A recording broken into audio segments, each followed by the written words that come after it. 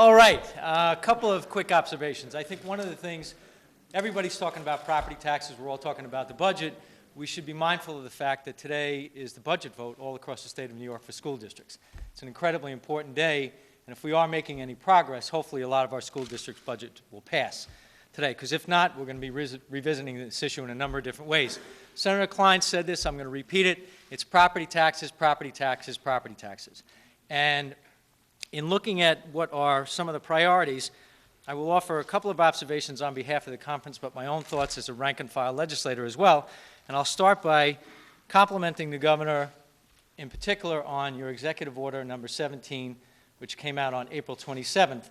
And there is one portion of that in particular which I think is extremely important for this issue generally, how we look at government, what we're doing, and what we're failing to do at the same time.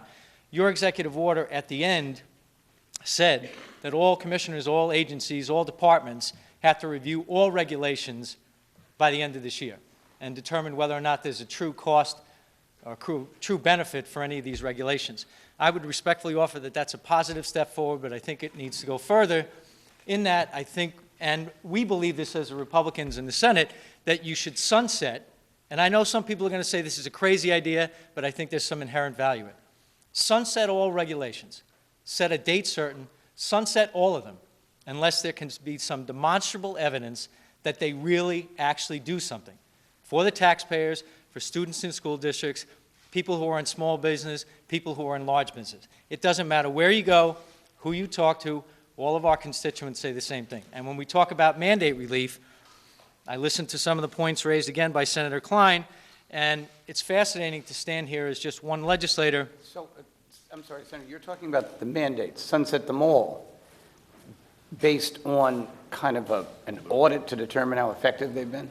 Yes, it takes what you outlined on April 27 and takes it to, I think, a much more defined step and puts a lot more pressure, frankly, on all the people who work for the public at the agencies and the people who are part of your executive department. Not easy, but I think it's incredibly important, and I would juxtapose that against the fiscal problems that we have this year in a time and an era, frankly, where it's hard to provide money. There are other ways to try and help people. How do you make their life easier? If you can't give money, get rid of some of the onerous regulations. Do something that's actually going to have somebody go, you know what, I had all these things that were really dragging down my business. Now, at least the state of New York has taken a step in the right direction and done something very affirmative. I know the people I speak to, not only here but back in the district, it's a very easy concept to embrace. I'm sure it'll be difficult to implement, but frankly, if it's difficult to implement, it probably means it's the right thing to do.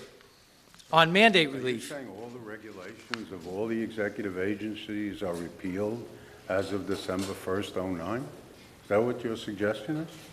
Just so I understand. It doesn't have to be December 1st, Speaker Silver. Well, no, the governor says on or before December 1st, each agency shall review its regulations and report to the governor, et cetera, and you're saying you'd go a step further and just sunset them all. No, I didn't. Oh, That's the part.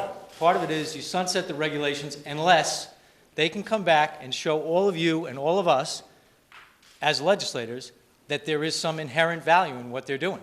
Now, we talk about mandate relief, and the governor offered some relief. I hope you don't mind. What if we asked the local governments to identify to us what are the most egregious regulations? Because they'd have a better way of knowing than we would. And report back to us, because I don't know if I totally agree with you, but I definitely think you're on the right track. We could ask local governments, we could ask school districts. You can go to any chamber of commerce in any county in the state, and I'm sure within 10 minutes you could get a list of the 10 to 12 most onerous regulations that they feel impede their ability to economically survive in the state of New York. But to follow up on the mandate relief portion, we have offered for at least the last several years some real definable changes in mandates in the state of New York. No unfunded mandates, no mid-year mandates, Paperwork Reduction Act, which was in your executive budget proposal, BOCES, providing more incentives financially so that school districts can cooperate better, enhanced incentives for green buildings, transportation contracts, taking over certain portions of pension costs that affect school districts all across the state of New York. And in many respects, unfortunately, it's fallen on deaf ears. I sat as the Republican representative to the Senate Budget Education Conference Committee. And when we would raise this issue, everyone would kind of nod their head and go, oh, yeah, we need to do that, and then nothing would happen. We offered an amendment in this year's budget, and the Senate majority voted against it. So when we talk about mandate relief, I think we have to get beyond sort of the rhetoric and actually come up with something that's going to matter. And Governor, to follow up on the point you just mentioned, I truly believe that school districts could give us a very clear list of mandates that they would want to see relieved immediately. So we believe that that's something that's extraordinarily important, and I want to just touch briefly on the circuit breaker and the star rebate. The number one priority for us in the Senate Republican Conference has been property tax relief. And I would say that we have focused more on the rebate check than on the circuit breaker because we feel that provides the most and the broadest relief for taxpayers all across the state. I know in my district the circuit breaker doesn't work very well because a lot of people don't benefit. People like getting those checks, and maybe some would get more under the circuit breaker, but a lot of these proposals kick a lot of people out from the benefit that they already receive. And people have gotten accustomed to that, and I also believe that people like getting a check. They understand getting a check. The circuit breaker is a little more difficult to comprehend in many respects. So we have pushed very strongly on the star rebate.